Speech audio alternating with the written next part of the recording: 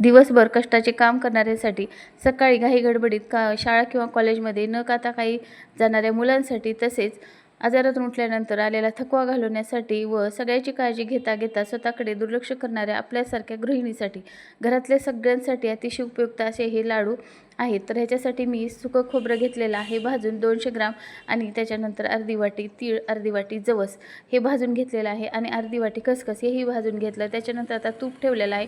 तुपामध्ये इथे काजू, बदाम, मनुके आणि त्याच्यानंतर डिंकही तळून घेतलेली आहे. आता ह्याच कढईमध्ये 1 वाटी भरून इतकं गव्हाचं पीठ छान तुपामध्ये भाजून घेतलं. त्याच्यानंतर इथे खजूर आहे, खजूरमधल्या बिया काढून त्याही छान तुपावर परतून घेतलेल्या आहेत. आता अगोदर जे कोरडं साहित्य होते ते सगळं मिक्सरमधून काढलं. त्याच्यानंतर तळून घेतलेलं तेही साहित्य मिक्सरमधून काढलेलं आहे.